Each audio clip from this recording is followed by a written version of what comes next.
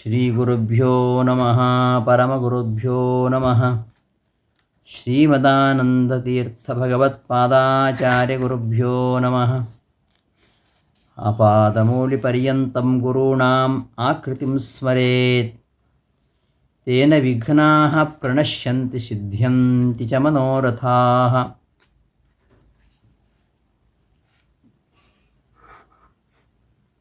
ಆತ್ಮೀಯರೇ,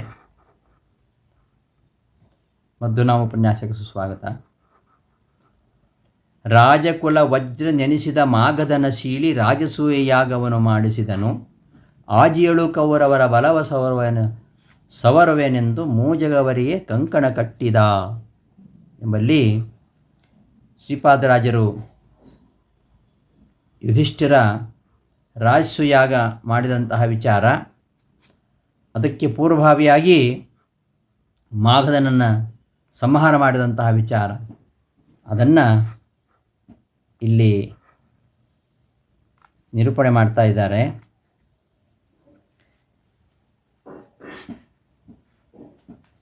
ಕೃಷ್ಣ ರಾಜಸೂಯಾಗವನ್ನು ಮಾಡಲಿಕ್ಕೆ ಹೇಳಿದ್ದಾನೆ. ಆದರೆ ಒಂದು ಮಾತು ಹೇಳಿದ, ರಾಜಸೂಯಕ ಮಾಡಬೇಕಾದ್ರೆ ಆ ಜರಾಸಂಧನನ್ನು ನಿಗ್ರಹ ಮಾಡಬೇಕು. ಆ ಜರಾಸಂಧನನ್ನು ನಿಗ್ರಹ ಮಾಡೋ ತನಕ ನಿನಗೆ ಇದನ್ನು ಮಾಡಲಿಕ್ಕೆ ಆಗೋದಿಲ್ಲ. ಅವ ಸಾಮಾನ್ಯನಲ್ಲ,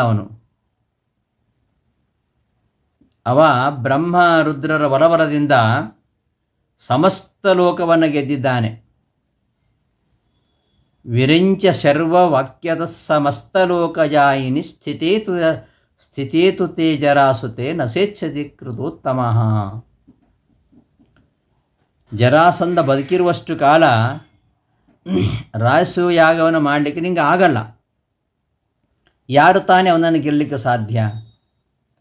ಬಲರಾಮನಿಂದಲೂ ಯುದ್ಧದಲ್ಲಿ ಅವನು ಹತನಾಗಿಲ್ಲ. ಅಂತಹ ಬ್ರಹ್ಮರುದ್ರರ ವರ ಇದೆ, ಸಮಸ್ತ ಲೋಕವನ್ನು ಗೆದ್ದಿದ್ದಾನೆ ಅಂತ ಹೇಳಿದಾಗ, ಹಾಗಾದರೆ ರಾಜಸೂಯಾಗ ಬೇಡ ಅಂದ. ಜರಾಸಂಧ ನಿಮಿತ್ತವಾಗಿ ನನ್ನ ಮನಸ್ಸು ಈ ಯಾಗದ ಆಲೋಚನೆಯನ್ನೇ ಬಿಟ್ಟುಬಿಟ್ಟಿದೆ. ನಿವರ್ತಿತಂ ಮನಃಕೃತೋರಲಂ ಮಮಾಮುನಾ ಪ್ರಭೋ.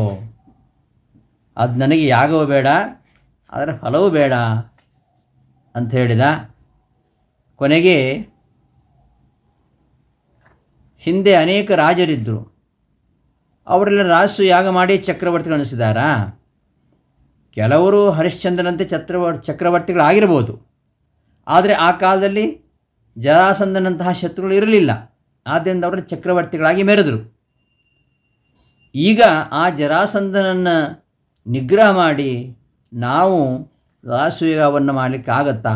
ಖಂಡಿತ ಸಾಧ್ಯ ಇಲ್ಲ ಅಂದಾಗ ಭೀಮಸೇನ ಹೇಳಿದ, ನಿಜಾನುಭಾವ ವರ್ಜಿತಾ ಹರೇರನುಗ್ರಹೋಚ್ಛಿತಾ ಮಹಾಪ್ರಯತ್ನ ವರ್ಜಿತಾ ಜನಾ ನ ಜಗ್ಮುರುನ್ನತಿಂ. ತಮ್ಮಲ್ಲಿ ಸ್ವಾಭಾವಿಕವಾದ ಬಲವಿಲ್ಲ, ಹರಿಗ ಅನುಗ್ರಹದಿಂದ ಸಂಪಾದಿಸಲಿಲ್ಲ, ಮಹಾಪ್ರಯತ್ನವನ್ನು ಮಾಡಲಂತಾದರೆ ಅಂತಹ ಜನರು ಯಾವತ್ತೂ ಜೀವನದಲ್ಲಿ ಏನೂ ಮಾಡಲಿಕ್ಕಾಗಲ್ಲ. ಯಾರಲ್ಲಿ ನಿಜಾನುಭಾವವಿಲ್ಲವೋ, ತಮ್ಮಲ್ಲಿ ಸ್ವಾಭಾವಿಕವಾಗಿರತಕ್ಕಂಥ ಬಲ ಮತ್ತು ಅರ್ಹತೆ ಇಲ್ಲವೋ, ಹರೇರ ಅನುಗ್ರಹ ಉಚ್ಚಿತಾ ಪರಮಾತ್ಮನ ಅನುಗ್ರಹವನ್ನು ಸಂಪಾದಿಸಿಲ್ಲವೋ, ಮತ್ತು ಮಹಾಪ್ರಯತ್ನ ವರ್ಜಿತಾ ಪ್ರಯತ್ನವನ್ನೇ ಮಾಡೋದಿಲ್ಲ ಅಂತಾದರೆ ಅಂಥವ್ರು ಯಾವತ್ತೂ ಉನ್ನತಿ ಪಡೆಯುವುದಿಲ್ಲ. ಆದರೆ ಸ್ಥಿರೋನುಭಾವ ಏವಮೇ ಮಹಾನ್ ಅನುಗ್ರಹೋ ಹರೇಹೇ ಪ್ರಯತ್ನಮೇಕಮಗ್ರತೋ ನಿಧಾಯ ಭೂತಿಮಾಪ್ನುಮಃ ಅಂತ ಹೇಳ್ತಾನೆ ಭೀಮ.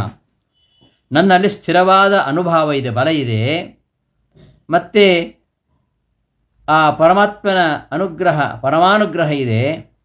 ಪ್ರಯತ್ನವೊಂದನ್ನು ಮುಂದಿಟ್ಟುಕೊಂಡು ನಾವು ಸಂಪತ್ತು ಗಳಿಸೋಣ ಅಂತ ಭೀಮ ಹೇಳಿದಾಗ, ಭೀಮನ ಮಾತನ್ನು ಕೇಳಿದ ಮೇಲೆ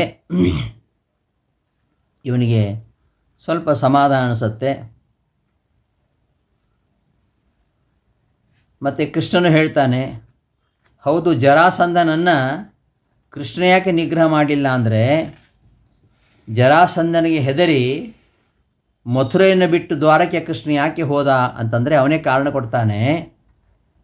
ಈ ಒಬ್ಬ ದೊಡ್ಡ ರಾಷ್ಟ್ರದ ಒಬ್ಬ ರಾಜ ಸಣ್ಣ ರಾಜ್ಯದ ಮೇಲೆ ದಾಳಿ ಇಟ್ಟಾಗ ಸಣ್ಣ ರಾಜ್ಯವ ಏನು ಮಾಡಬೇಕು ಎಂಬ ನೀತಿಯನ್ನು ತೋರಿಸಲಿಕ್ಕೋಸ್ಕರ ನಾನು ಹಾಗೆ ಮಾಡಿದೆ ಹೊರತು ನನ್ನಲ್ಲಿ ಅವನನ್ನು ನಿಗ್ರಹ ಮಾಡತಕ್ಕಂಥ ಶಕ್ತಿ ಇಲ್ಲ ಅಂತ ನಾನು ಹೆದರಿ ಹೋದಲ್ಲ ಅಂತೆಲ್ಲ ಹೇಳಿದ ಮೇಲೆ ಕೊನೆಗೆ ಯುಧಿಷ್ಠಿರ ಒಪ್ಕೊಳ್ತಾನೆ. ಒಪ್ಕೊಂಡ ಮೇಲೆ ಕೃಷ್ಣ ನಾನು ಮತ್ತು ಭೀಮಾರ್ಜುನರು ಹೋಗ್ತೇವೆ ಅಂತ ಹೊರಟಿದ್ದಾರೆ. ಅಷ್ಟು ವಿಚಾರವನ್ನು ನಾವು ಹಿಂದಿನ ಉಪನ್ಯಾಸದಲ್ಲಿ ನೋಡಿದ್ದೇವೆ. ಇವರ ಮೂರು ಅಲ್ಲಿಗೆ ಹೋಗ್ತಾರೆ, ಮಗಧ ದೇಶಕ್ಕೆ. ಈ ಬಿಹಾರದ ಪಾಟ್ನಾ ಅದರ ಹತ್ತಿರತಕ್ಕಂತಹ ರಾಜಗೃಹ, ಅದು ಮಗಧದ ರಾಜಧಾನಿ. ಅದರ ಸುತ್ತಲೂ ವೈಹಾರ, ವಾರಾಹ, ವೃಷಭ, ಋಷಿ, ಚೈತ್ಯಕ ಅಂತ 5 ಬೆಟ್ಟಗಳ ಸಮೂಹ ಇದೆ. ಸುತ್ತಲೂ ಬೆಟ್ಟ ಇದೆ. ಗಿರಿವ್ರಜ ಅಂತ ಇನ್ನೊಂದು ಹೆಸರು ಅದಕ್ಕೆ, ಗಿರಿವ್ರಜ ಅಂತ. ಈ ದಟ್ಟವಾದ ಪರ್ವತಗಳು ಸುತ್ತಲೂ ಇರುವುದರಿಂದಾಗಿ ಆ ಮಗಧ ದೇಶವನ್ನು ಪ್ರವೇಶಿಸುವುದು ಬಹಳ ಕಷ್ಟ ಇತ್ತು. ಅಂತಹ ಮಗಧ ದೇಶಕ್ಕೆ ಹೋಗಿದ್ದಾರೆ. ಅಲ್ಲಿ ಲಿಂಗಾಕಾರ ದೊಡ್ಡ ಗಿರಿ ಸಿಗ್ತದೆ. ಅವ ಜರಾಸಂಧ ತನ್ನ ತಲೆಗಿಂತಲೂ ಹೆಚ್ಚು ಆದರಿಸ್ತಾ ಇದ್ದಂತೆ ಆ ಬೆಟ್ಟವನ್ನು. ಲಿಂಗಾಕಾರ ಇರತಕ್ಕಂತಹ ಬೆಟ್ಟ, ಅದನ್ನು ಶಿವಲಿಂಗ ಅಂತ ಎಲ್ಲರೂ ಪೂಜೆ ಮಾಡ್ತಾ ಇದ್ರಂತೆ. ಈ ಗಿರಿವ್ರಜ ಅಂತ ಹೇಳಿದ್ನಲ್ಲ, ವೈಹಾರ, ವಾರಾಹ, ವೃಷಭ, ಋಷಿ, ಚೈತ್ಯಕ ಎಂಬ 5 ಬೆಟ್ಟಗಳ ಸಮೂಹ. ಅಲ್ಲಿ ಆ ಚೈತ್ಯಕ ಪರ್ವತದ ಒಂದು ಶಿಖರ, ಅದು ಲಿಂಗಾಕಾರದಲ್ಲಿ ಇದೆ. ಅದನ್ನು ಶಿವಲಿಂಗ ಅಂತಲೇ ಪೂಜಿಸ್ತಾ ಇದ್ದರಂತೆ. ಜರಾಸಂಧ ಆ ಬೆಟ್ಟವನ್ನು ತನ್ನ ತಲೆಗಿಂತಲೂ ಹೆಚ್ಚಾಗಿ ಪ್ರೀತಿಸ್ತಾ ಇದ್ದಂತೆ. ಸ್ವಶೀರ್ಷತೋಪಿ ಚಾದೃತಂ ಜರಾಸುತೇನ ತೇಗಿರಿಂ ನ್ಯಪಾತಯಂತ ಬಾಹುಭಿ ತಮಸ್ಯ ಚೋತ್ತಮಾಂಗವತಿ. ತನ್ನ ತಲೆಯಂತೆಯೇ ಯಾವ ಬೆಟ್ಟವನ್ನು ಆಧರಿಸ್ತಾ ಇದ್ನೋ ಅಂತಹ ಬೆಟ್ಟವನ್ನು ಈ ಮೂವರು ಸೇರಿ ಹೊಡೆದು ಉರುಳಿಸ್ಬಿಟ್ಟಿದ್ದಾರೆ.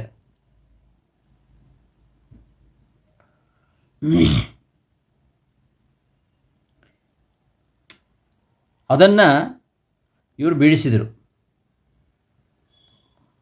ಬೀಳಿಸಿಬಿಟ್ಟು ಇವರು ಪ್ರಾಕಾರದ ಗೋಡೆಯನ್ನು ಒಡೆದು ಹೊಸ ದಾರಿ ಮಾಡಿಕೊಂಡು ನಗರ ಪ್ರವೇಶ ಮಾಡುತ್ತಾರೆ. ಮೇನ್ ಎಂಟ್ರೆನ್ಸಿಂದ ಹೋಗುವುದಿಲ್ಲ, ಬ್ಯಾಕ್ ಡೋರ್ ಎಂಟ್ರಿ ಅಂತಾರಲ್ಲ ಹಾಗೆ.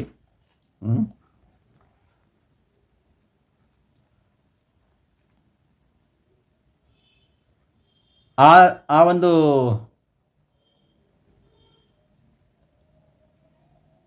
ಪ್ರಾಕಾರದ ಗೋಡೆಯನ್ನು ಒಡೆದು ಹೊಸ ದಾರಿ ಮಾಡಿಕೊಂಡು ಇವರು ಪ್ರವೇಶ ಮಾಡ್ತಾರೆ. ಅದಕ್ಕಿಂತ ಮೊದಲು ಈ ಶಿವಲಿಂಗಾಕಾರ ದೊಡ್ಡ ಪರ್ವತವನ್ನು ತಮ್ಮ ಬಾಹುಗಳಿಂದ ಬೀಳಿಸಿದ್ದಾರೆ. ಅದು ಹೇಗಿತ್ತು ಅಂದರೆ, ನಿನ್ನ ತಲೆಯನ್ನು ಹೀಗೆ ಬೀಳಿಸ್ತೇವೆ ಅಂತ ಹಾಗೆ ಹೇಳಿದಾಗಿತ್ತು. ಆಮೇಲೆ ಹಿಂಬಾಗಿಲಿನಿಂದ ನಗರವನ್ನು ಪ್ರವೇಶಿಸಿ ಆಕಸ್ಮಿಕವಾಗಿ ದೊರೆತಕ್ಕಂತಹ ಮಾಶನಾಳಗಳಿಂದ ರಚಿತವಾಗಿರತಕ್ಕಂತಹ 3 ಭೇರಿಗಳನ್ನು ಮುಷ್ಟಿಯಿಂದ ಭೇದಿಸ್ತಾರೆ ಅಂತ. 3 ನಗಾರಿಗಳು. ಅದು ಮಾಷಾದನೆಂಬ ವೃಷಭರೂಪದ ಅಸುರ. ಮಾಷಾದನೆಂಬ ವೃಷಭರೂಪದ ಅಸುರ ಪ್ರಜೆಗಳನ್ನು ಹಿಂಸಿಸ್ತಾ ಇದ್ದಂತೆ. ಅವನನ್ನು ಜರಾಸಂಧನ ಅಪ್ಪ, ಅವನ ತಂದೆ ಬೃಹದ್ರಥ ರಾಜ ಕೊಂದು ಆ ಎತ್ತಿನ 2 ಕೊಂಬುಗಳು ಮತ್ತು ಕಂಠನಾಳಗಳಿಂದ ಚರ್ಮವನ್ನು ಕಟ್ಟಿ ಬಿಗಿದು 3 ನಗಾರಿಗಳನ್ನು ಮಾಡಿಸಿದ್ದಂತೆ. ಒಂದು ಬಾರಿ ಆ ನಗಾರಿ ಹೊಡೆದ್ರೆ 1 ತಿಂಗಳ ಪರ್ಯಂತ ಅದು ಅನುರಣನ ಮಾಡ್ತಾನೇ ಇರ್ತದೆ. ಒಮ್ಮೆ ಬಾರಿಸಿ ಸಾಕು, ಮತ್ತೆ ಮತ್ತೆ ಮತ್ತೆ ಅದು ಧ್ವನಿ ಬರ್ತಾನೆ ಇರ್ತದೆ. ಎಲ್ಲಿವರೆಗೆ? 1 ತಿಂಗಳವರೆಗೆ. ಹಾಗಾಗಿ ಆ ಧ್ವನಿಯನ್ನು ಕೇಳಿದ ಕ್ಷಣ ಜರಾಸಂಧನಿಗೆ, ಪ್ರಜೆಗಳಿಗೆ ಒಳ್ಳೆ ಬಲ ಪುಷ್ಟಿ ಬಂದಾಗ ಆಗ್ತಾಯಿತ್ತು. ಹಾಗಾಗಿ ಅವುಗಳನ್ನು ಆ ಪ್ರಜೆಗಳೆಲ್ಲ ಪೂಜಿಸ್ತಾ ಇದ್ದರಂತೆ. ಆ ನಗಾರಿಗಳನ್ನು ಕೃಷ್ಣ ಭೀಮಾರ್ಜುನರು ಒಡೆದು ಹಾಕ್ತಾರೆ. ಒಡೆದು ಕೂಡಲೇ ಎಲ್ಲ ಕಡೆ ಉತ್ಪಾತಗಳಾಗ್ತವೆ. ಅದರ ಶಾಂತಿಗೋಸ್ಕರವಾಗಿ ಜರಾಸಂಧ ಆನೆ ಮೇಲೆ ಕೂತ್ಕೊಂಡು ಮಂಗಳಾರತಿ ಮಾಡಿಸ್ಕೊಳ್ತಾನೆ, ಹೋಮ ಹವನಗಳನ್ನು ಮಾಡಿಸ್ತಾನೆ, ಉಪವಾಸ ವ್ರತಗಳನ್ನು ಕೈಗೊಳ್ತಾನೆ. ಈ ಮಾಷದಾಸುರ ಅವನಿಗೆ ಮಾಷಾಸುರ ಅಂತಲೂ ಹೇಳ್ತಾರೆ. ಈ ಮಾಷಾಸುರ ಈ ಒಂದು ಬೇರಿಯಿಂದ ಅವನಿಗೆ ಜರಾಸಂಧನ ಕೀರ್ತಿ. ಈ ಕೃಷ್ಣ ಭೀಮಾರ್ಜುನರು ಅವುಗಳನ್ನು ಭೇದಿಸಿದರು. ನಿನ್ನ ಕೀರ್ತಿಯನ್ನು, ನಿನ್ನ ಶೈವಾಸ್ತ್ರವನ್ನು ಹೀಗೆ ಭೇದಿಸ್ತೇವೆ ಎಂಬುದನ್ನು ಸೂಚಿಸೋಕ್ಕೋಸ್ಕರವಾಗಿ ಆ ಬೇರೆ ಭೇದನ ಮಾಡಿದರು. ಅಂಗಡಿಗಳಿಂದ ಮಾಲೆಗಳನ್ನು, ಸುಗಂಧ ದ್ರವ್ಯಗಳನ್ನು ಕಸಿದುಕೊಂಡು ಧಾರಣೆ ಮಾಡಿ ಭೋ ಎಂಬ ಸಂಬೋಧನೆಯ ಶಬ್ದವನ್ನು ಉಚ್ಚರಿಸಿಕೊಂಡು ಒಳಗೆ ನುಗ್ಗುತ್ತಾರೆ. ಒಳಗೆ ನುಗ್ಗಿದಾಗ ಇವರೆಲ್ಲ ಬ್ರಾಹ್ಮಣ ವೇಷದಲ್ಲಿ ಬಂದಿದ್ದಾರೆ. ಲೋ ಜರಾಸಂಧ ಅಂತ ಹೇಳಿಕೊಂಡು ಅವನ ಬಳಿಗೆ ಹೋಗ್ತಾರೆ ಕೃಷ್ಣ ಭೀಮಾರ್ಜುನರು. 3 ಬ್ರಾಹ್ಮಣ ವೇಷದಲ್ಲಿದ್ದಾರೆ, ಸ್ನಾತಕ ವೇಷಯುಕ್ತರಾಗಿದ್ದಾರೆ. ಆದರೆ ಬಾಹುಗಳು ಬಿಲ್ಲಿನ ಹೆದೆಯಿಂದ ಅವು ಕಠಿಣವಾಗಿವೆ. ನೋಡುವಾಗಲೇ ಇವರು ಕ್ಷತ್ರಿಯರು ಅಂತ ಅಂದ್ಕೊಳ್ಬೇಕು. ಅವರು ಸ್ನಾತಕ ವೇಷದಲ್ಲಿದ್ದಾರೆ. ಸ್ನಾತಕ ವೇಷ ಅಂದರೆ ವಿವಾಹಕ್ಕೆ ಮೊದಲು ಕಾಶಿ ಯಾತ್ರೆಗೆ ಹೋಗ್ತಾರಲ್ಲ, ಕಾಶಿ ಯಾತ್ರೆಗೆ ಹೋಗ್ತಾರೆ. ವಿವಾಹಕ್ಕೆ ಮೊದಲು ಕಾಶಿ ಯಾತ್ರೆಗೆ ಹೊರಟ ಬ್ರಾಹ್ಮಣರ ಹಾಗೆ ಇದ್ದರು. ಆದ್ದರಿಂದ ಬ್ರಾಹ್ಮಣರು ಅಂತ ಸತ್ಕಾರ ಮಾಡಿದರೆ 3 ನಿರಾಕರಣೆ ಮಾಡ್ತಾರೆ, ನಮಗೇನು ಸತ್ಕಾರ ಬೇಡ ಅಂತ. ಹಾಗಾದರೆ ನೀವು ಯಾರು ಅಂತ ಜರಾಸಂಧ ವಿಚಾರಿಸ್ತಾನೆ. ಆ ಕೃಷ್ಣ ಹೇಳ್ತಾರೆ, ಇವರಿಬ್ಬರು ಒಂದು ವ್ರತ ಕೈಕೊಂಡಿದ್ದಾರೆ, ಆದ್ದರಿಂದ ಅವರು ಮಾತಾಡೋದಿಲ್ಲ, ಮೌನಿಗಳವರು. ಇಂದು ಮಧ್ಯರಾತ್ರಿವರೆಗೂ ಈ ಮೌನ ವ್ರತ ಇರ್ತದೆ. ಇವತ್ತು ಮಧ್ಯರಾತ್ರಿವರೆಗೂ ಅವರು ಮಾತಾಡೋದಿಲ್ಲ. ಮಾತನಾಡಿದರೆ ಗೊತ್ತಾಗ್ತದಲ್ಲ ಅವರು ಯಾರು ಅಂತ. ಅದಕ್ಕೆ ಅವರಿಬ್ಬರು ಮೌನ ವ್ರತದಲ್ಲಿದ್ದಾರೆ. ಸರಿ, ಜರಾಸಂಧ ಏನು ಮಾಡಿದ? ಮಧ್ಯರಾತ್ರಿವರೆಗೂ ಮೌನ ವ್ರತ ಅಲ್ವಾ, ಅವರನ್ನು ಯಾಗಶಾಲೆಯಲ್ಲಿ ಇರಿಸಿದ. ತಾನು ಅಂತಃಪುರಕ್ಕೆ ಹೋದ. ಮಧ್ಯರಾತ್ರಿ ಬಂದು ಮತ್ತೊಮ್ಮೆ ಮಾತನಾಡಿಸಿದ. ಕೇಳ್ತಾನೆ, ಯಾರು ನೀವು? ಕೇಶ್ಮಾಥ ಕಿಂ ಹೇತುತ ಆಗತಾಶ್ಚ ಕುತಶ್ಚ ಮೇ ಪರ್ವತಲಿಂಗ ಭೇದನಂ ಕೃತಂ ಭವದ್ಭಿಃ ಕುತ ಇವ ದುರ್ನಯಾಃ ಕೃತಾಸ್ಥತಾನ್ಯೇ ದ್ವಿಜವರ್ಯ ವೇಷೈಃ. ಯಾರು ನೀವು? ಮಹಾದ್ವಾರದಿಂದ ಪ್ರವೇಶ ಮಾಡದೆ ಅದ್ವಾರದಿಂದ ನೀವು ಪ್ರವೇಶ ಮಾಡಿದ್ದೀರಾ. ಕಾರಣ ಏನು? ಯಾವ ಕಾರಣದಿಂದಾಗಿ ನೀವು ಮಹಾದ್ವಾರವನ್ನು ಬಿಟ್ಟು ನನ್ನ ದುರ್ಗವನ್ನು ಭೇದಿಸಿ ನೀವು ಪ್ರವೇಶ ಮಾಡಿದಿರಿ? ಆ ಪರ್ವತಲಿಂಗವನ್ನು ಯಾಕೆ ಕೆಡವಿದಿರಿ? ಆ ಬೇರಿಗಳನ್ನು ಯಾಕೆ ಒಡೆದಿರಿ?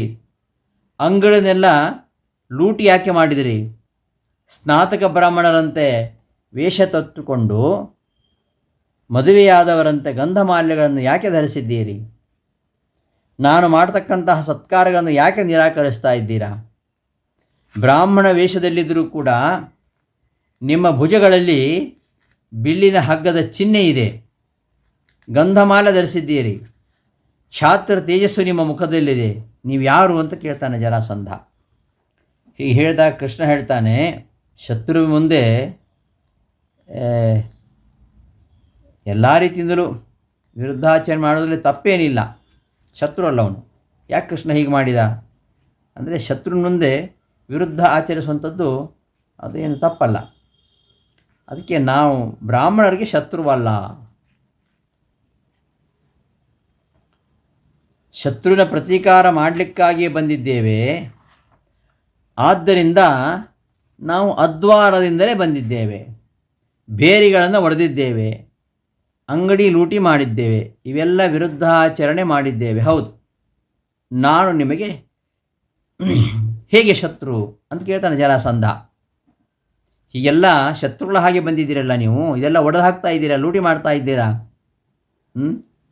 ನಾನು ನಿಮಗೆ ಶತ್ರು ಅಲ್ಲ. ಹೀಗೆ ಜರಾಸಂಧ ಹೇಳಿದಾಗ ಕೃಷ್ಣ ಹೇಳ್ತಾನೆ, ನಾನು ನಿನ್ನ ಶತ್ರು ವಾಸುದೇವ, ಇವರಿಬ್ಬರು ಕೂಡ ಭೀಮ ಅರ್ಜುನರು ಅಂತ ಹೇಳಿದ. ಶಾಸ್ತ್ರವಿರುದ್ಧವಾಗಿರತಕ್ಕಂತಹ ಶೈವಯಾಗದಲ್ಲಿ ಪಶುಗಳಂತೆ ನೀನು ಬಲಿ ಕೊಡಲಿಕ್ಕೆ ಬಂದಿಗಳಾಗಿರಿಸಿದ್ದೀಯಲ್ಲ ನಮ್ಮ ಬಾಂಧವರನ್ನು, ಅವರನ್ನು ಬಿಡುಗಡೆ ಮಾಡಿಸಲಿಕ್ಕೋಸ್ಕರವಾಗಿ ನಾವು ಬಂದಿದ್ದೇವೆ. ನೀನು ವೇದ ಮಾರ್ಗವನ್ನು ತೊರೆದಿದ್ದೀಯಾ, ರಾಕ್ಷಸ ವೃತ್ತಿಯಿಂದ ಬದುಕ್ತಾ ಇದ್ದೀಯಾ. ನಾವು ಬೇರೆ ಯಾರೂ ಅಲ್ಲ, ನಾನು ವಾಸುದೇವ, ಇವರಿಬ್ಬರು ಭೀಮಾರ್ಜುನರು. ಯಾಕೆ ಬಂದಿದ್ದೇವೆ ಅಂದರೆ, ನಿನ್ನ ಶಾಸ್ತ್ರ ವಿರುದ್ಧವಾಗಿರತಕ್ಕಂತಹ ಶೈವಯಾಗದಲ್ಲಿ ಪಶುಗಳಂತೆ ಬಲಿ ಕೊಡಲಿಕ್ಕಾಗಿ ನೀನೇನು ಬಂಧಿಗಳಾಗಿಸಿದ್ದೀಯಲ್ಲ ನನ್ನ ಬಾಂಧವರನ್ನು, ಅವರನ್ನು ಬಿಡುಗಡೆ ಮಾಡಲಿಕ್ಕೋಸ್ಕರವಾಗಿ ನಾವು ಬಂದಿದ್ದೇವೆ. ಆದರೆ ಅವ್ರನ್ನ ಬಿಟ್ಟು ಕೊಡು, ಇಲ್ಲದೆ ಹೋದರೆ ಸಾಯಲಿಕ್ಕೆ ನಿಶ್ಚಯ ಮಾಡಿದರೆ ನಮ್ಮೊಡನೆ ಯುದ್ಧಕ್ಕೆ ಬಾ, ನಾವೇ ನಿನ್ನನ್ನು ಕೊಂದು ಅವರನ್ನ ಬಿಡಿಸ್ಕೊಳ್ತೇವೆ ಅಂತ ಕೃಷ್ಣ ಗರ್ಜನೆ ಮಾಡ್ತಾನೆ. ಹೀಗೆ ಹೇಳಿದಾಗ ಜರಾಸಂಧನಿಗೆ ಕೋಪ ಬಂತು. ನಾನು ಸದ್ಯದಲ್ಲೇ ಭೈರವ ಯಾಗ ಮಾಡಲಿಕ್ಕಿದ್ದೇನೆ, ಅದಕ್ಕೆ ಮೀಸಲಾಗಿಟ್ಟಿದ್ದೇನೆ ಈ ಪಶುಗಳನ್ನು, ಈ ಎಲ್ಲ ರಾಜರುಗಳನ್ನು ನಾನು ಬಂಧಿಸಿಟ್ಟಿದ್ದೇನೆ. ಯಾಕೆಂದರೆ ಆ ಯಾಗದಲ್ಲಿ ಇವರನ್ನೆಲ್ಲ ಬಲಿ ಕೊಡ್ತೇನೆ.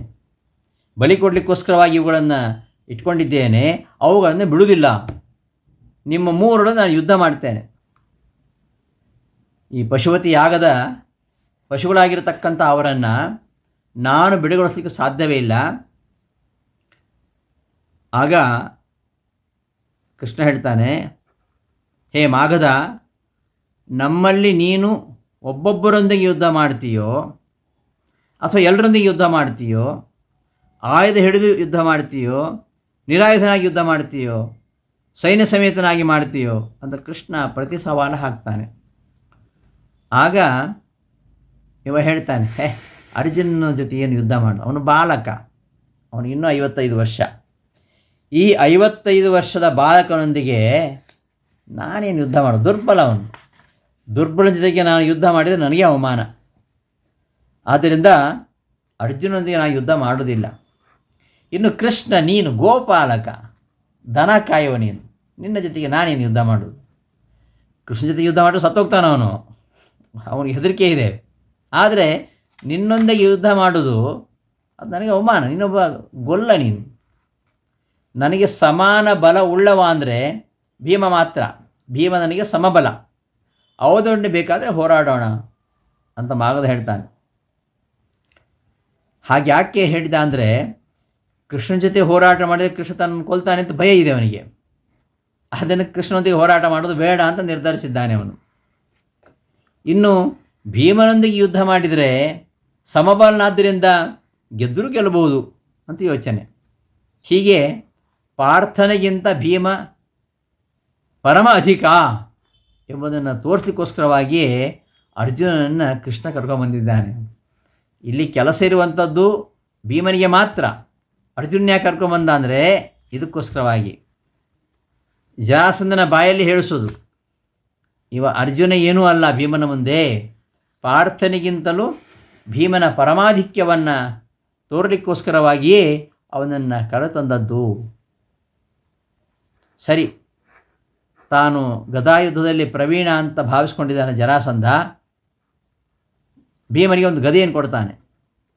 ತಾನು ಒಂದು ಗದೆಯನ್ನು ಹಿಡಿಕೊಂಡು ಯುದ್ಧ ಮಾಡ್ತಾರೆ ಇಬ್ಬರು, ಗದಾಯುದ್ಧ.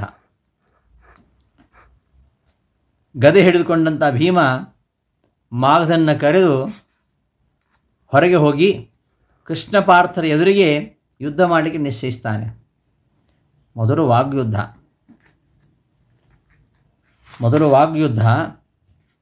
ಆಮೇಲೆ ಆ ವಾಗ್ಯುದ್ಧದಲ್ಲಿ ಭೀಮಸೇನ ದೇವರು ಶ್ರೀಹರಿಯ ಗುಣಪೂರ್ಣತೆಯನ್ನು, ಸರ್ವೋತ್ತಮತ್ವವನ್ನು ಸಮರ್ಥನೆ ಮಾಡಿ ಜರಾಸಂಧನು ಅವಲಂಬಿಸಿರತಕ್ಕಂತಹ ಶೈವ ಮತವನ್ನು ಖಂಡಿಸ್ತಾನೆ ಭೀಮಸೇನ. ಅದಾದಮೇಲೆ ಘೋರವಾಗಿರತಕ್ಕಂತಹ ಗದಾಯುದ್ಧ. ಇಬ್ಬರೂ ತಮ್ಮ ತಮ್ಮ ಕೌಶಲವನ್ನು ತೋರಿಸ್ತಾರೆ. ಇಬ್ಬರ ಗದೆಯೂ ಕೂಡ ವಜ್ರಕಾಯದ ಆ ದೃಢ ವಕ್ಷಸ್ಥರದ ಮೇಲೆ ಹೊಡೆತದಿಂದ ಆ ಗದೆಗಳೇ ಪುಡಿ ಆದ ಹೊರತು ಅವರಿಬ್ಬರಿಗೂ ಏನೂ ಆಗಲಿಲ್ಲ. ಆಮೇಲೆ ಮುಷ್ಟಿಯುದ್ಧ. ಅವನ ಎದೆಗೆ ಇವ ಹೊಡೆದು, ಇವನೆದೆಗೆ ಅವ ಹೊಡೆಯೋದು. ಆ ಎದೆಗೆ ಮುಷ್ಟಿಯಿಂದ ಹೊಡೆದರೆ ಬ್ರಹ್ಮಾಂಡ ಸ್ಫೋಟದ ಶಬ್ದದ ಹಾಗೆ ಆ ಮುಷ್ಟಿಘಾತ ಶಬ್ದ ಕೇಳಿ ಬರ್ತಾ ಇತ್ತಂತೆ. ಭೂಮಿಯೇ ನಡುಗಿತಂತೆ, ಪರ್ವತಗಳು ಉರುಳಿದುವಂತೆ ಆ ಶಬ್ದಕ್ಕೆ. ಸಮುದ್ರವೇ ಕ್ಷೋಭೆಗೊಂಡಿತು. ಬ್ರಹ್ಮಾದಿ ದೇವತೆಗಳೆಲ್ಲ ಆಕಾಶದಲ್ಲಿ ಸೇರಿದ್ದಾರೆ. ದೇವತೆಗಳೆಲ್ಲ ಭೀಮನಿಗೆ ಜಯಕಾರ ಹಾಕ್ತಾ ಇದ್ದಾರೆ. ಅಸುರರೆಲ್ಲ ಮಾಗಧನ ಜಯಕಾರ ಹಾಕ್ತಾ ಇದ್ದಾರೆ. ಮಾಗಧನಿಗೆ ಬ್ರಹ್ಮದೇವರು ಕೊಟ್ಟಂತಹ ವರ ಅದನ್ನು ಮನ್ನಿಸಿದ ಭೀಮ. ಹಾಗಾಗಿ ತಕ್ಷಣ ಯಾಕೆ ಸಾಯಿಸಬೇಕು ಅಂತ 15 ದಿನಗಳವರೆಗೆ ಬ್ರಹ್ಮನ ಒಂದು ವರ ಇದೆಯಲ್ಲ, ಅದಕ್ಕೊಂದು ಮಾನ್ಯತೆ ನೀಡಬೇಕು. ಮಾನಯಿತ್ವಾ ವರಂ ಧಾತು ದಿವಸಾನ್ ದಶಪಂಚಚ ವಾಸುದೇವಾಜ್ಞೆಯ ಭೀಮಃ ಶತ್ರುಂ ಹಂತುಂ ಮನೋದಧೆ. ಬ್ರಹ್ಮನ ವರಕ್ಕೆ ಮಾನ್ಯತೆ ನೀಡಬೇಕು ಅಂತ 15 ದಿನಗಳ ಕಾಲ ಯುದ್ಧ. 15 ದಿನ ಅಂತ. ಇಲ್ಲಿ ದಶಪಂಚ, ದಶ ಅಂದರೆ 10, ಪಂಚ ಅಂದರೆ 5, 15 ದಿನಗಳ ಕಾಲ ಆ ಬ್ರಹ್ಮನ ವರ ಇದ್ದುದರಿಂದಾಗಿ ಅದಕ್ಕೋಸ್ಕರವಾಗಿ 15 ದಿನಗಳ ಕಾಲ ನಿರಂತರವಾಗಿ ಹಗಲು ರಾತ್ರಿ ಆಹಾರ ನಿದ್ರೆಗಳಿಲ್ಲದೆ ಯುದ್ಧ ಮಾಡಿದ್ದಾನೆ. ಆಗ ಕೇವಲ ತನ್ನ ಯುದ್ಧ ಕೌಶಲವನ್ನಷ್ಟೇ ತೋರಿದ್ದ. ಕೊನೆಯಲ್ಲಿ ಕೃಷ್ಣನ ಆಜ್ಞೆಯಂತೆ ಬ್ರಹ್ಮನ ವರವನ್ನು ಮಾನ್ಯ ಮಾಡೋದಕ್ಕೋಸ್ಕರವಾಗಿ ಕೊಲ್ಲಲಿಕ್ಕೆ ಸಂಕಲ್ಪವನ್ನು ಮಾಡ್ತಾನೆ ಭೀಮಸೇನ.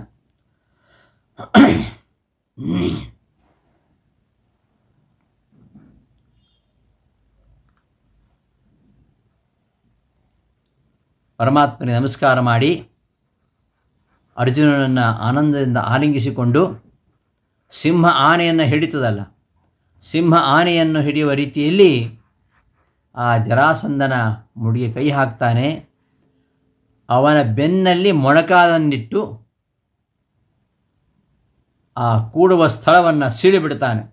ಹುಟ್ಟುವಾಗ ಜರಾಸಂಧ ಹೇಗೆ ಇದ್ದ, 2 ಶರೀರ ಬೇರೆ ಬೇರೆ, ಹಾಗೆಯೇ ಸಾಯವಾಗಲೂ ಕೂಡ ಹಾಗೆಯೇ ಸೀಳಿ ಹೋಯಿತು. ಮರ್ಮಸ್ಥಳಕ್ಕೆ ಹೊಡೆದು ಸುಲಭವಾಗಿ ಸಾಯಿಸಬಹುದಿತ್ತು ಅವನನ್ನು. ಆದರೆ ಹಾಗೆ ಸಾಯಿಸಿದರೆ ಭೀಮಸೇನನ ಪೌರುಷವೇನು? ತನ್ನ ಪೌರುಷವನ್ನು ಪ್ರಕಾಶಗೊಳಿಸಬೇಕು. ಅದಕ್ಕೋಸ್ಕರವಾಗಿ ಭೀಮ ಜರಾಸಂಧನನ್ನು ಸೀಳಿ ಹಾಕಿದ. ಬರೀ ಒಂದು ಮರ್ಮಸ್ಥಳಕ್ಕೆ ಹೊಡೆದು ಸಾಯಿಸಿದರೆ ಸತ್ತೋಗ್ತಿದ್ದ ಅವನು. ಆದರೆ ಆ ಥರ ಸಾಯಿಸಿದರೆ ಅದು ಭೀಮನ ಪೌರುಷಕ್ಕೆ ಉಚಿತವಾದ್ದಲ್ಲ. ಅದು ಅವನ ಬಕಾಸುರನನ್ನು ಕೊಲ್ತಾನಲ್ಲ, ಹಾಗೆ ಬಕಾಸುರನ್ನು ಕೊಂದ ಹಾಗೆ ಕೊಂದದ್ದು. ತನ್ನ ಪೌರುಷವನ್ನು ತೋರಿಸಬೇಕು ಅಂತ ಆ ಜರಾಸನನ್ನು ಸೀಳಿದಾಗ ಬ್ರಹ್ಮಾಂಡವೇ ಸ್ಫೋಟ ಆದ ಹಾಗೆ ಭಯಂಕರವಾಗಿರತಕ್ಕಂತಹ ಶಬ್ದ ಕೇಳಿ ಬಂತಂತೆ. 3 ಲೋಕಗಳೇ ನಡುಗಿದುವಂತೆ. ಅಂತಹ ಜರಾಸಂಧನ ವಧೆಯನ್ನು ಮಾಡಿ ಆ ದುಷ್ಟ ಸಂಹಾರ ಕಾರ್ಯವನ್ನು ಭಗವಂತನ ಸೇವೆ ಅಂತ ಶ್ರೀಕೃಷ್ಣನಲ್ಲಿ ಸಮರ್ಪಣೆ ಮಾಡಿದ್ದಾನೆ. ಶ್ರೀಕೃಷ್ಣ ಭೀಮಸೇನನ್ನು ಪ್ರೀತಿಯಿಂದ ದೃಢವಾಗಿ ಆಲಿಂಗಿಸಿಕೊಳ್ತಾನೆ. ಅದರಿಂದ ಸಂತೋಷನಾಗಿರತಕ್ಕಂತಹ ಭೀಮ ಕೃಷ್ಣನಿಗೆ ಮತ್ತೆ ನಮಸ್ಕಾರ ಮಾಡ್ತಾನೆ. ಅರ್ಜುನನು ಕೂಡ ಭೀಮನಿಗೆ ನಮಸ್ಕಾರ ಮಾಡ್ತಾನೆ.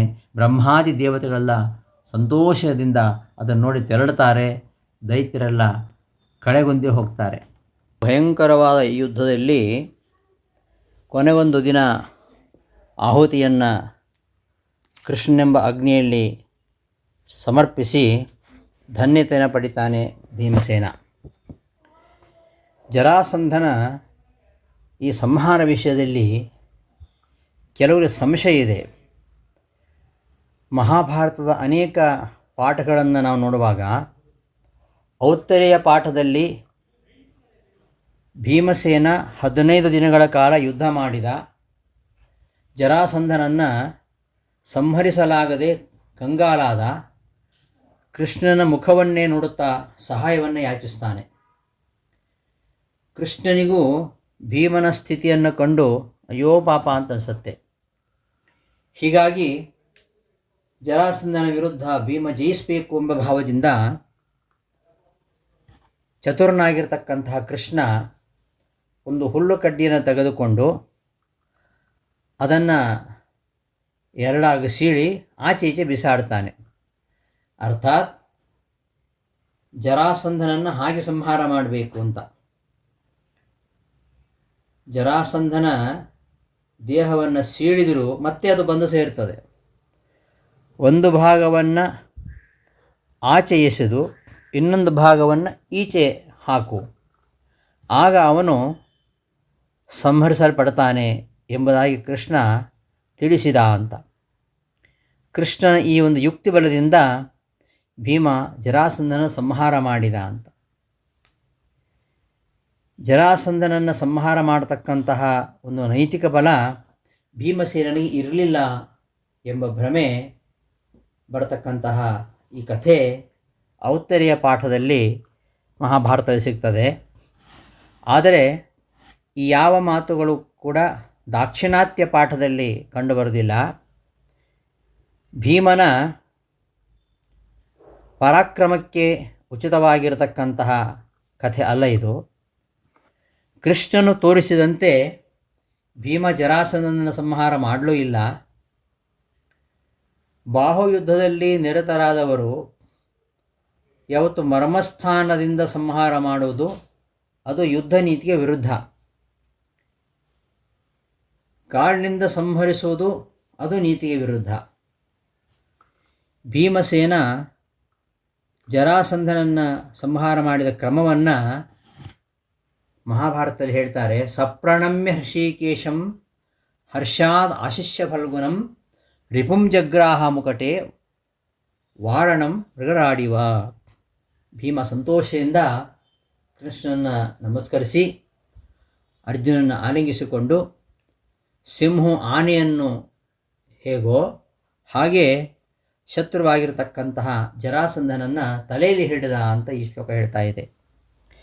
ಪೃಷ್ಠೇ ಅಸ್ಯ ಜಾನುಮಾದಾಯ ಕೂರ್ಮದೇಶಂ ಭವಂಜಃ ಮೃತಿಕಾಲೇ ಪುನರ್ದೇಹಂ ವಿದದಾರ ಯಥಾಪುರ. ಭೀಮ ಜರಾಸಂಧನ ಬೆನ್ನ ಮೇಲೆ ಮೊಣಕಾಲಿಟ್ಟ, ಇಟ್ಟು ಸೊಂಟವನ್ನು ಮುರಿದ. ಹಿಂದೆ ಹುಟ್ಟಿದಾಗ ಹೇಗಿತ್ತೋ ಹಾಗೆ ಇರುವಂತೆ ಆ ಶರೀರವನ್ನು 2 ಭಾಗವಾಗಿ ಸೀಳಿದ. ಅವನೇ ಹೇಳ್ತಾನೆ, ಮರ್ಮಣೈವ ನಹಂತವ್ಯ ಮಯಾಯಂ ಇತಿ ಮಾರುತಿ ಸ್ವಪೌರುಷ ಪ್ರಕಾಶಾಯ ಭಮಂಜೇನಂ ಅಮರ್ಮಣಿ. ನಾನು ಈತನನ್ನು ಮರ್ಮಸ್ಥಳದಲ್ಲಿ ಹೊಡೆಯಬಾರದು ಎಂಬುದಾಗಿ ಭೀಮ ತನ್ನ ಪೌರುಷವನ್ನು ಮೆರೆಸೋಕ್ಕೋಸ್ಕರವಾಗಿ ಮರ್ಮವಲ್ಲದ ಸ್ಥಾನದಲ್ಲೇ ಅವನನ್ನು ಮುರಿದ. ಇದು ಮಹಾಭಾರತದಲ್ಲಿರ್ತಕ್ಕಂತಹ ವಿಚಾರ.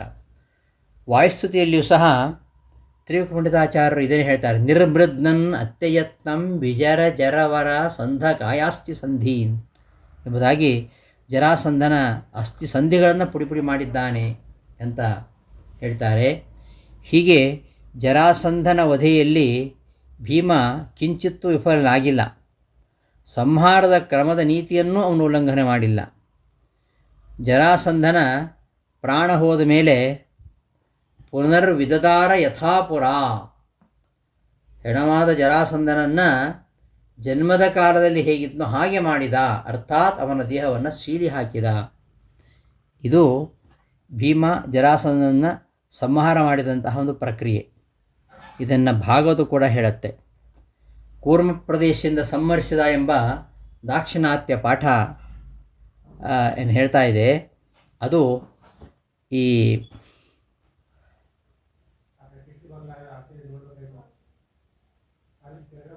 ಭಾಗವತದಲ್ಲಾಗಲಿ ದಾಕ್ಷಿಣಾತ್ಯ ಮಹಾಭಾರತ ಪಾಠದಲ್ಲಾಗಲಿ ಈ ಹುಲ್ಲಿನ ಕಡ್ಡಿಯನ್ನು ಕೃಷ್ಣ ತೋರಿಸಿದ ಪ್ರಸಂಗ ಇಲ್ಲವೇ ಇಲ್ಲ. ಇದನ್ನು ಶಾಸ್ತ್ರಜ್ಞರು ಕೂಡ ಒಪ್ಪಿಲ್ಲ. ಹಾಗಾಗಿ ಜರಾಸಂಧನ ವಧೆಯು ಭೀಮನ ಸಹಜವಾದ ಪರಾಕ್ರಮದಿಂದ ನಡೆದಿದೆಯೇ ಹೊರತು ಅದು ವಂಚನೆ ಅಲ್ಲ, ಅಸಾಮರ್ಥ್ಯದಿಂದ ಅಲ್ಲ ಎಂಬುದನ್ನು ಅರ್ಥೈಸಿಕೊಳ್ಬೇಕು. ಇಂತಹ ಮಹಾದೈತ್ಯನಾಗಿರತಕ್ಕಂತಹ ಜರಾಸಂಧನನ್ನು ಇವ ಜಾಗತಿಕ ಭಯೋತ್ಪಾದಕ.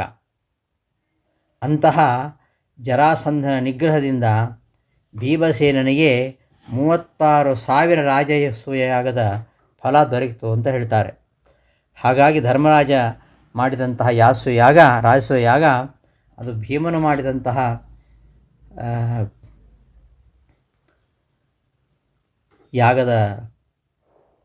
ಯಾಗಕ್ಕೆ ಅದು ಸಮಾನ ಆಗುವುದಿಲ್ಲ. ಮತ್ತು ಭೀಮನಂತಹ ಕ್ಷತ್ರಿಯರಿಗೆ ಈ ದುಷ್ಟ ನಿಗ್ರಹವೇ ಜೀವನ ಯಜ್ಞ, ಅದುವೇ ನಿಜವಾದ ಯಜ್ಞ. ಯೋಗ್ಯತೆಯಲ್ಲಿ ಉತ್ತಮತ್ವಕ್ಕೆ ಯಾವುದು ಮಾನದಂಡ ಅಂದರೆ ಜ್ಞಾನಾದಿ ಗುಣಗಳೇ ಉತ್ತಮತ್ವಕ್ಕೆ ಪ್ರಯೋಜಕವಾಗಿರುವಂಥದ್ದು. ಆದರೆ ಪರಚಿತ್ತವೃತ್ತಿಯಾಗಿರತಕ್ಕಂತಹ ಈ ಜ್ಞಾನಾದಿ ಗುಣಗಳನ್ನು ಊಹಿಸಿ ತಿಳಿಬೇಕಾಗುತ್ತೆ.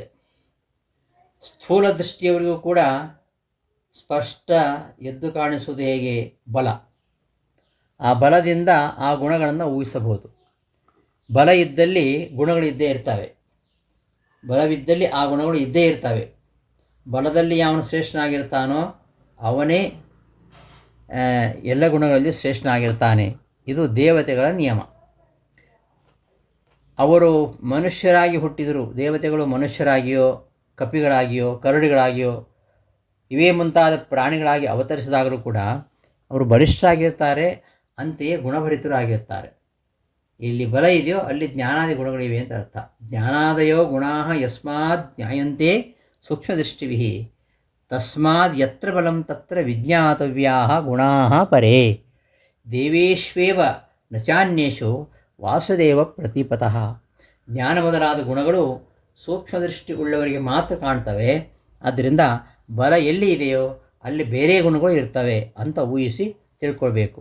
ಹಾಗೆ ಊಹಿಸುವುದು ದೇವತೆಗಳಲ್ಲಿ ಮಾತ್ರ ಸಾಧ್ಯ, ಇತರಲ್ಲಿ ಇಲ್ಲ. ಏಕೆಂದರೆ ಅವರೆಲ್ಲ ಕೃಷ್ಣನಿಗೆ ವಿರೋಧಿಗಳು.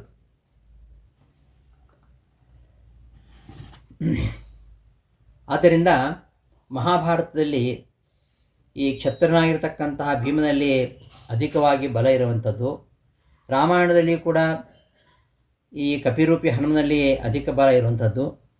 ಆದ್ದರಿಂದ ದೇವಾವತಾರರಾಗಿರ್ತಕ್ಕಂತಹ ಕ್ಷತ್ರಿಯರಲ್ಲಿಯೂ ಕಪಿ ಮೊದಲಾದ ಪ್ರಾಣಿಗಳಲ್ಲಿಯೂ ಎಲ್ಲಿ ಅಧಿಕ ಬಲ ಇದೆಯೋ ಅಲ್ಲಿ ಜ್ಞಾನಾದಿ ಗುಣಗಳು ಅಧಿಕವಾಗಿರ್ತವೆ ಅಂತ ಊಹಿಸಬೇಕು. ದುರ್ಯೋಧನ ಜರಾಸಂಧ ಮುಂತಾದವರು ಇವರು ದೇವತೆಗಳ ದಾನವರಲ್ಲಿ ಈ ಒಂದು ನಿಯಮ ಇಲ್ಲ. ಅಂತೂ ಜರಾಸಂಧನ ಸಂಹಾರ ಆಯಿತು. ಜರಾಸಂಧನ ಸಂಹಾರದ ಬಳಿಕ ಸೆರೆಯಲ್ಲಿದ್ದಂತಹ ಎಲ್ಲ ರಾಜಕುಮಾರರನ್ನು ಭೀಮ ತನ್ನ ಪೌರುಷದಿಂದ, ಕೃಷ್ಣ ಕರುಣೆಯಿಂದ ಅವರನ್ನು ಬಿಡುಗಡೆ ಮಾಡಿದ್ದಾರೆ. ಜರಾಸಂಧನ ಮಗನಾಗಿರ್ತಕ್ಕಂತಹ ಸಹದೇವ ಅವನು ಒಳ್ಳೆಯ ಹರಿಭಕ್ತ. ಅವ ತನ್ನ ಸಹೋದರಿಯಾಗಿರ್ತಕ್ಕಂತಹ ಉಷೆಯನ್ನು ಜರಾಸಂಧ ಬಳಸ್ತಾ ಇರತಕ್ಕಂತಹ ದಿವ್ಯ ರಥವನ್ನು ಅವ ಭೀಮನಿಗೆ ಕಾಣಿಕೆಯಾಗಿ ಸಮರ್ಪಿಸ್ತಾನೆ. ಭೀಮಸೇನ ಆ ರಥವನ್ನು ಕೃಷ್ಣನಿಗೆ ಸಮರ್ಪಿಸಿ ಆ ಸಹದೇವನ ಸಹೋದರಿಯಾಗಿರ್ತಕ್ಕಂಥ ಉಷೆಯನ್ನು ತನ್ನ ಸಹೋದರನಾಗಿರತಕ್ಕಂತಹ ಸಹದೇವನಿಗೆ ಅವಳನ್ನು ಒಪ್ಪಿಸ್ತಾನೆ. ಆಮೇಲೆ ಈ ರಾಜಸು ಯಾಗಕ್ಕೋಸ್ಕರವಾಗಿ ಕೊಟ್ಟಂತಹ ಕಪ್ಪವನ್ನು ಭೀಮ ಅರ್ಜುನರು ತೆಗೆದುಕೊಂಡು ರಥದಲ್ಲಿ ತುಂಬಿಕೊಂಡು ಕೃಷ್ಣನ ರಥದಲ್ಲಿ ಕೂಡಿಸ್ಕೊಂಡು ಇಂದ್ರಪ್ರಸ್ಥಕ್ಕೆ ಮರಳಿ ಬರ್ತಾರೆ. ಆಮೇಲೆ ಉತ್ತರ ದಿಕ್ಕಿಗೆ ಅರ್ಜುನ ಹೋಗ್ತಾನೆ. ಉತ್ತರ ದಿಕ್ಕಿನ ಎಲ್ಲ ಭಾಗಗಳನ್ನು ಗೆದ್ದು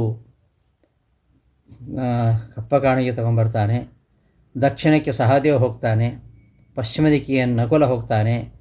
ಪೂರ್ವ ದಿಕ್ಕಿನ ಕಡೆಗೆ ಬಲಾಢ್ಯರಾಗಿರ್ತಕ್ಕಂತಹ ಕ್ಷತ್ರಿಯರಿಂದ ಅವರ ವಿಜಯಕ್ಕೋಸ್ಕರ ಭೀಮಸೇನನೇ ಹೊರಡ್ತಾನೆ. ಅಲ್ಲಿಂದ ವಿರಾಟನಗರಕ್ಕೆ ಹೋಗ್ತಾನೆ.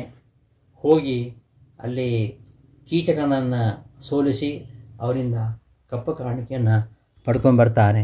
ಹೀಗೆ ಪಾಂಡವರು ಎಲ್ಲ ರಾಜರನ್ನು ಗೆದ್ದು ರಾಜಸು ಯಾಗವನ್ನು ಮಾಡಲಿಕ್ಕೆ ಉಪಕ್ರಮಿಸ್ತಾರೆ. ಮುಂದೆ ಪಾಂಡವರು ಈ ರಾಜಸೂಯ ಯಾಗವನ್ನು ಮಾಡ್ತಾರೆ. ಆ ರಾಜಸೂಯ ಯಾಗದ ಒಂದು ವೃತ್ತಾಂತ, ಆ ವಿಚಾರವನ್ನು ಮುಂದಿನ ಉಪನ್ಯಾಸದಲ್ಲಿ ನೋಡೋಣ ಅಂತ ಹೇಳ್ತಾ ಈ ದಿನದ ಉಪನ್ಯಾಸವನ್ನು ಸಮಾಪ್ತಿಗೊಳಿಸ್ತೇನೆ. ಶ್ರೀಕೃಷ್ಣಾರ್ಪಣಮಸ್ತು. ಧನ್ಯವಾದಗಳು.